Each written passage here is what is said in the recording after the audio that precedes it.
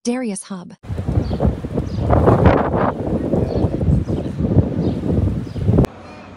So ito yung unang pinapasok, sabi ng receptionist dito daw muna tayo pumasok. Dito sa museum. So ito mga artifact yata ito. Firm to find a pearl must dive deep. So ito siguro yung mga nakukuha ng unang panahon. Ito yung mga gamit-gamit nila sa pangingisda siguro. Pearl opening. Pearl wings. Ayan. Ayan yung mga pearl dati siguro.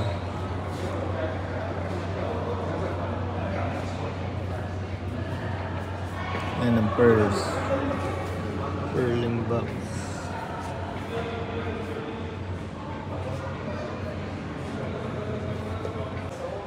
Ito naman yung Persian Gulf na map. Makikita niyo mga dry, sabi dry.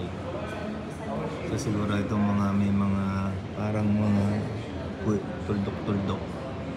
Yan yung siguro. Maybe. Hindi ko sure eh. Pero kasi nakalagay dry eh. Ibig sabihin, ano to? Land. So ito naman guys, mga iba't ibang klase ng dough. Dough, ibig sabihin, bangka to eh. Bangka sa kanila to ito. Ano daw ang gusto nyo pilihan? Ito, nakalagay dito. Ito yung mga different kinds of dough. Ano yung best para sa inyo? Ayan, sanbuk, bakara, shiwi, batil, galbut, boom. Ayan yan. Start tayo sa 6 tuloy. Ito yung boom. Boom. Patar. Ito naman yung jalbut. Jalbut yan. Ito naman yung batil. Batil. Ito naman yung shiwi. Parang magkakaparehas lang. Nagkaiba lang yata yung dulo. Nga, parang yung pagdulo na yung pinagkaiba nila. Ito naman yung bakara. Lase sambuk.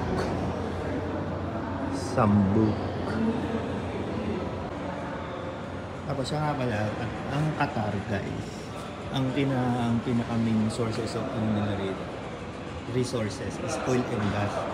So kaya sobrang yaman nila. Siyempre, lahat ng bansa, yun ang kailangan.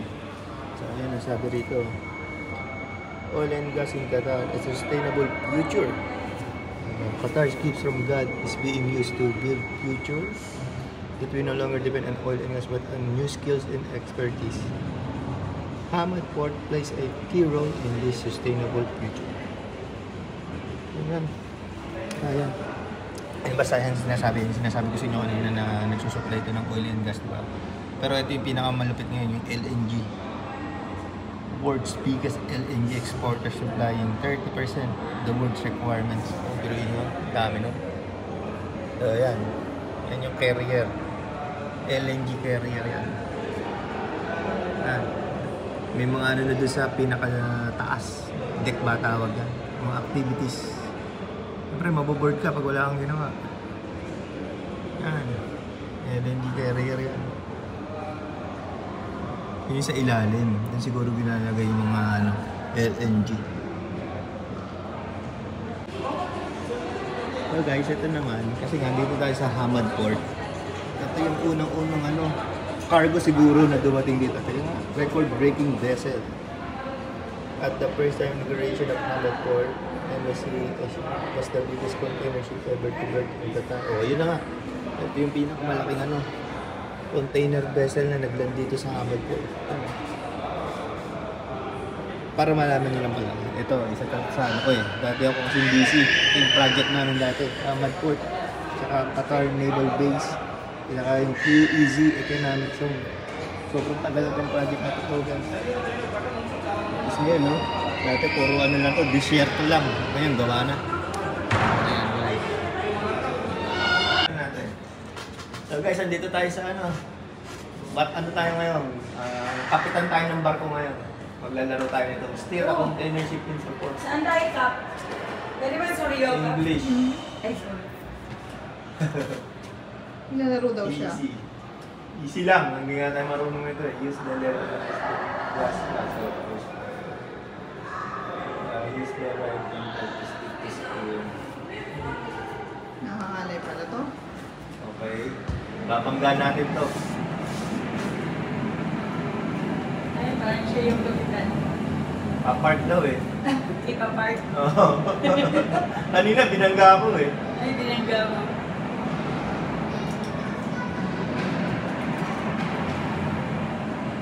Umubante. Nakabante pa din. Bagal lang.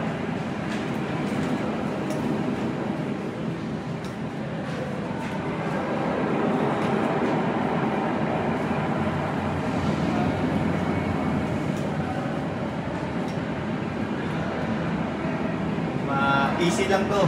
Tapos hindi pa tayo marunong. Hindi pa lang ako pwede maging kapitan.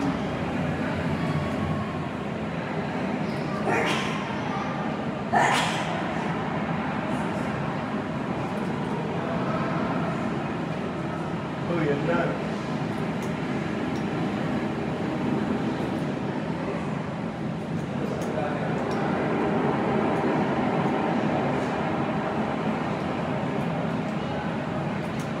Dalawa kasi sabay para mabilis yung andar. Pinagagalitan tayo ng cameraman. Kasi nangangalay na ako eh. Ang tagal. Kaya, hindi ka talaga marunong. So ito naman ang MSC passenger passenger ship. Ayan, laki. Ako nag-ano na to, nagdaong na rin to dito eh. Doon sa old Doha Port. Dito siya na daong.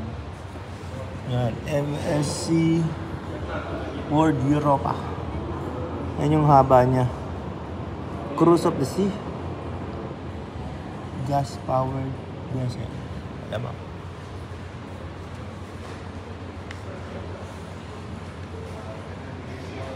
Ito naman, yung port. Yan, makikita niyo. Yung ginagawa.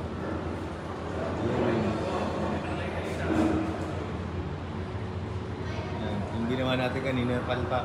Tayo magmaneho ng barko.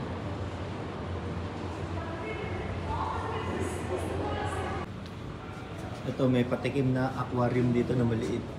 Ayan, yung nyo. Yan. Ayan. Ito, patikim na mga aquarium. Sa baba daw yun, sa basement eh. Ayan. For the meantime, ito daw makikita natin. So ito naman yung Mawali Qatar Headquarters.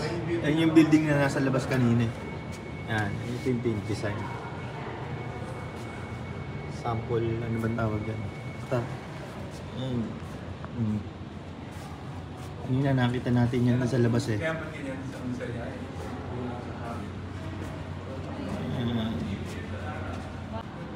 Ito naman guys, ito naman yung Hamad Control Tower. Hamad Port Control Tower. Tingnan mo yung building na design dito. Pa-twist. Ano? Ang alam ko nag-design ito AEB. Sa amin pinapasa yung drawing bago pasa sa kliyente. Ayan. Ito naman yung visitor center. Yung visitor center, yung kinalalagyan natin ngayon. Yan naman siya. Kinalalagyan. Yan yung kung saan na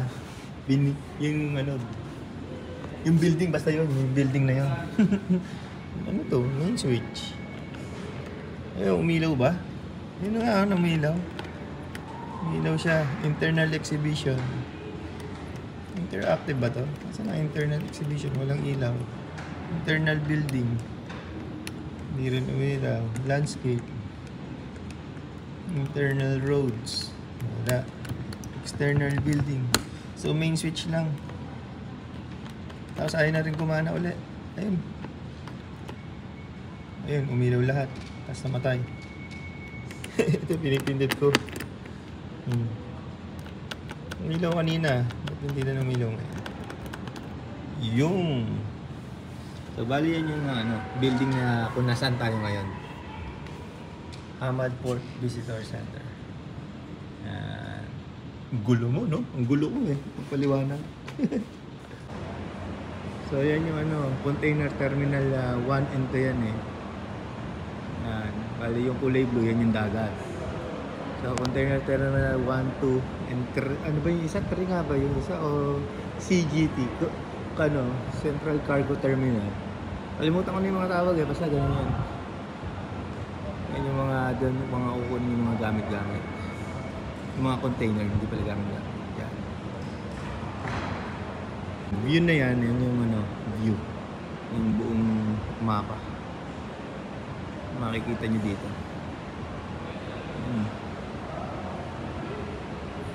Sorry ako masyado mabilis. Dito tayo sa taas. Overview. Pagkatapos ito magsisino na daw tayo. May tao lang sila. Ayan yung sinasabi ko sa inyo kanina. Yung sa mapa. Ito may pala rito. May interactive pala rito eh. Explore Hamad Port. Ayan. So, ito yung sinasabi ko sa inyo kanina. Dagat to. Tapos, ito yung mga sinasabi kong container terminal 1, 2, 3. Tingnan natin kung ano to. Alam ko, ito yung container terminal 1 eh. CGT. Yan nga. GCT pala. General Cargo Terminal. Mali pala ako. Ang inaalala ko, CGT. So, balik natin. Ano ba yung balik to? Home. Tapos yung number, ito, container terminal 1. Container terminal. Collect. 1 and 2 yan eh. Pero siguro pinag-isa na lang nila yan. Port Marine. Basta ito yung container terminal yun. Port Marine yung kanina. Port Marine. Ano to? Ito yung CGT, di ba? Multi-use terminal. And then grabe, ang tagal na. Nakalimutan ko na yung mga tao. Offshore supply base.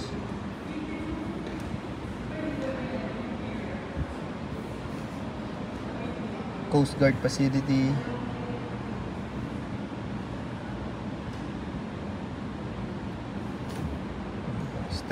Strategic food security. Diba? Meron na silang ganon. So, hindi tayo gugutumin dito. Diba? Ito yung terminal. So yan, yung mga natatandaan ko dating pinapasa namin mga drawings sa kliyente. Port admin area. Dito yung kanina yung tower, control tower. Centralized custom area. And then rail terminals. Okay. Tapos guys, ito yung Qatar Naval Forces Base ito. Siyempre doon yun sa kabila eh. Dito kasi ang pinakikita na nila yung Hamad Port. Pero to project din namin to. Tapos may QEC3 pa yun eh. Dito yung banda yata. Ay, hindi na pala ito nakikita. Hindi na pala kita. Pero doon yun. Doon banda yun. Malapit. Magkatabi sila eh. Yan. Ito sa pag-ikot-ikot ko, may nakita uli ako mapa. So ito yung Qatar Naval Forces Base. Ito yung Hamad Port. Tapos ito yung QEC3, yung maliit na yan. QEC3. Qatar Economic Zone. Right? So ito guys, manonood kami ng cinema raw. Ika part. So guys, ito, manonood kami ng sine. 7 minutes daw to. Kala namin 2 oras eh. 40, baka mabasa tayo dito. Picture muna tayo. Pinapanood yung paano Oh. Manonood muna kami ng sine for 2 hours.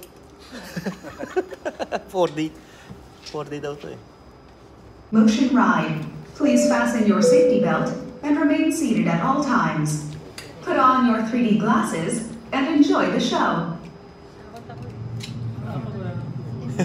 May horror pala. Ba't luling pa? Ba't parang Hello, are you there? Open the hatch, please. Nakikita namin dito ngayon ay... Hey, I can see you right there. Let me see if I can open it from outside. I got it. I'll be your guide for today. Please hurry. The sun is about to rise over Qatar. Hold on to your seats. Gumagalaw-galaw kami. Hinahangin kami, hinahangin. Marami nasa aeroplano. Oy! Oy! Oh my God! Oh, ayan. Laland na kami. Airport. Hindi kami nilan sa airport. Laland kami sa airport.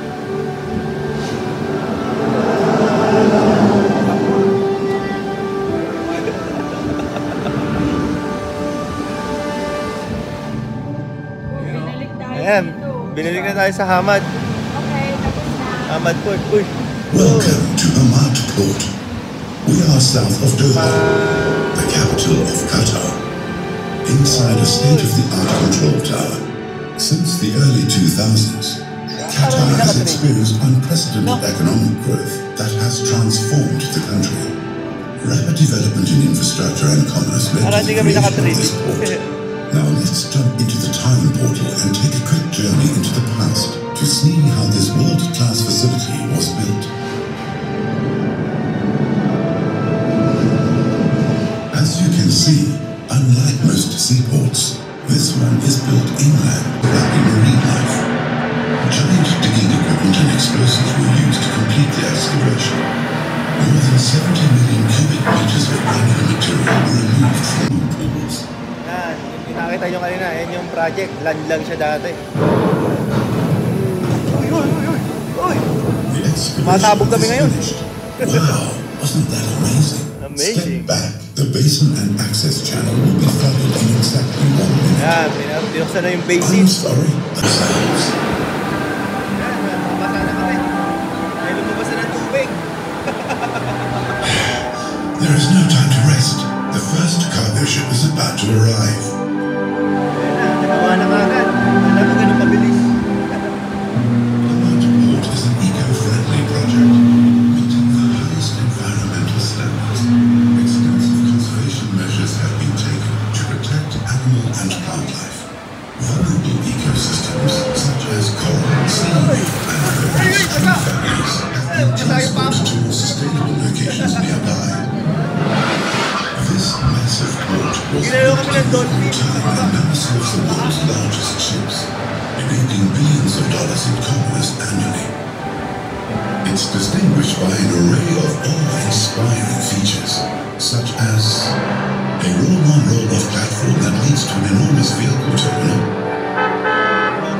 numerous 90-meter cranes, an extensive road and rail network, and a grain facility that processes 1 million tons per year. Nasa spaceship pa lang kami. Kailangan pa rin.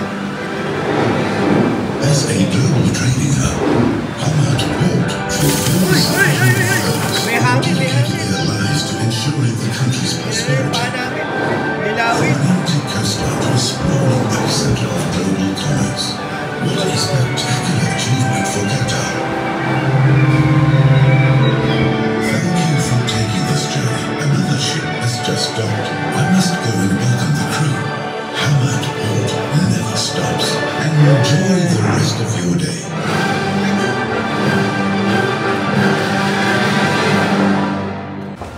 On the way kami ngayon sa aquarium. Basement siya. Akala namin sa lift kami dati.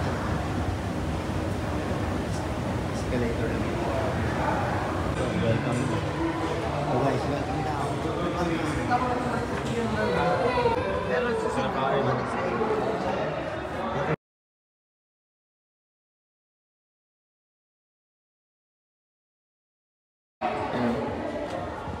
hindi ka nagugutumin dito. Okay, hamor yata ito. Ito shark. Baby shark.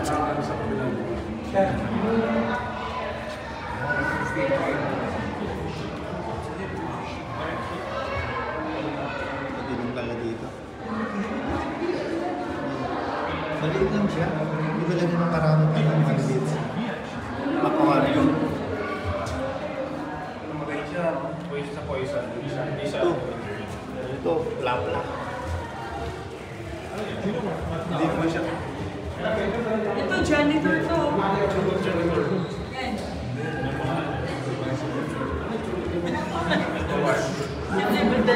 Wala si Nemo? Baby shark. Baby shark.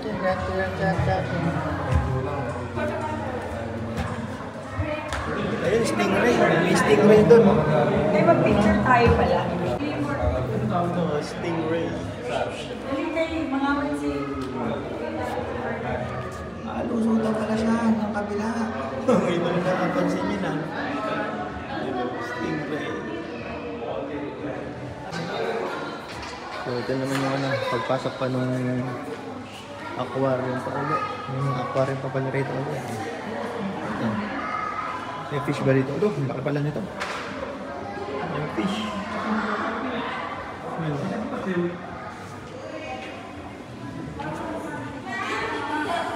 Mga corals. Hindi mo mapansin yung parang to, rockfish.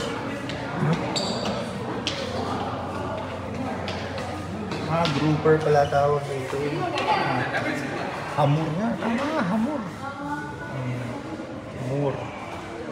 Ito pa yung isa pang aquarium pa ulit.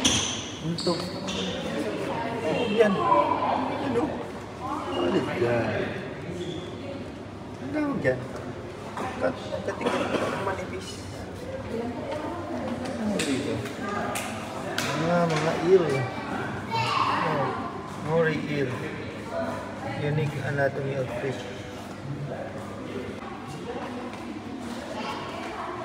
Mga pearl naman to, pearl.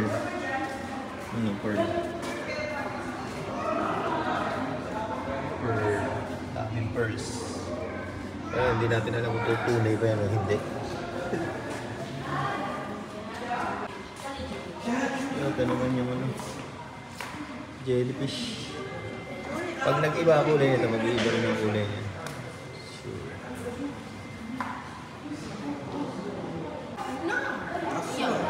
May mga starfish din. Starfish.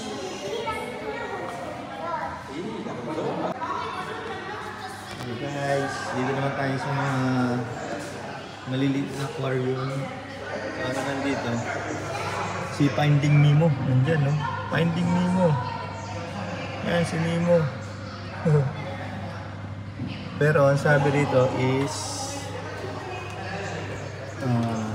symbiosis in reef. Yan, common clownfish pala tawag doon. Next is pufferfish. Yung mga pufferfish. Ba't kaya pufferfish? Yung kulay blue. Yan. Kasi kulay niya yung pufferfish. Ba't iba naman pala? Pufferfish. Nasaan yung pufferfish dito? Balikan natin. Wala tayong makita. Yung ba yung pufferfish? Ano ba yung nakalagan? Ito naman ay ano to? Lobster? Parang iba naman yung nakalagay. Parang kaparehas lang ng mga blue. Yun nga, meron pala. Lima ayun. Blue swimmer crab. Yung lobster, di natin makita yung lobster. Lobster, where are you? Basta dyan. Nagtatago yung lobster. And next is master of camouflage. Camouflage to. Hanapin niyo yung camouflage yan.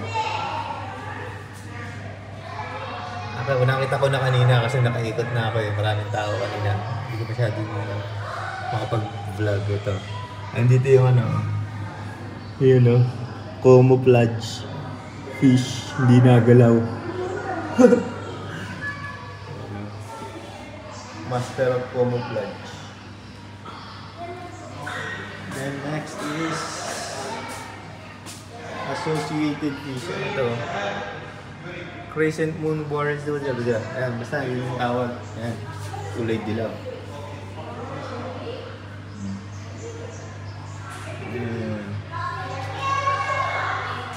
Jason Warsay and Crescent Moon.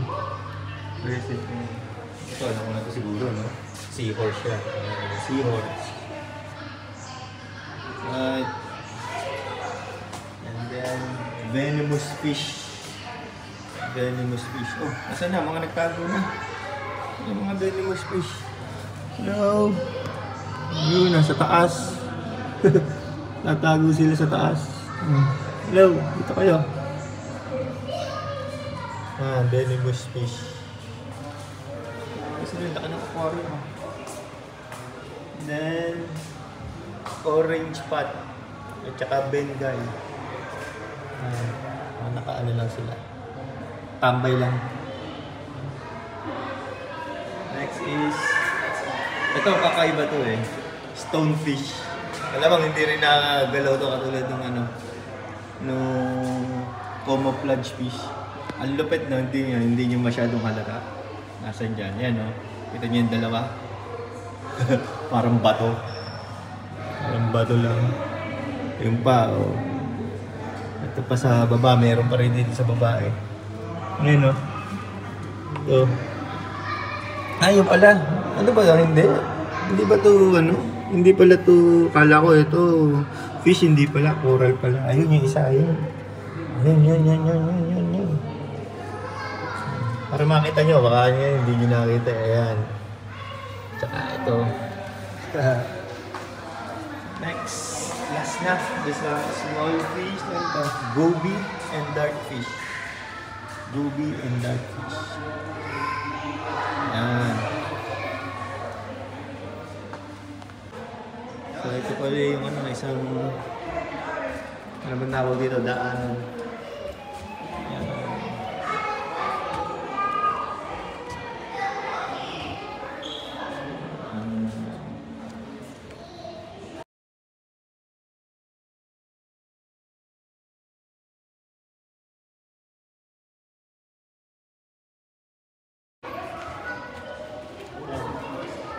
Aquarium na malaki.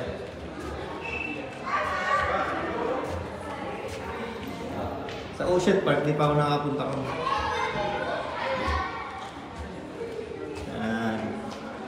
Luwag ang swerte ng mga isda to. Naalagaan maigit.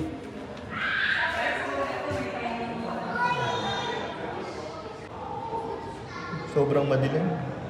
Hindi natin makita yung shark. Baby shark.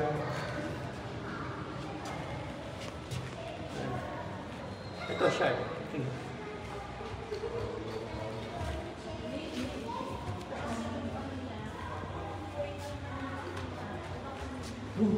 Mas na yung shark na malaki. Yung shark na to. Oh. Pating. Halika, para sa maliwanag.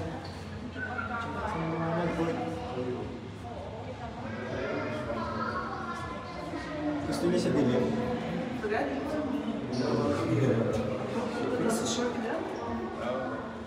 Ay, sarado ka. Yung iba, maliit lang eh. Nilalaki pa nila. Paano pag lumaki na ito ng sobra?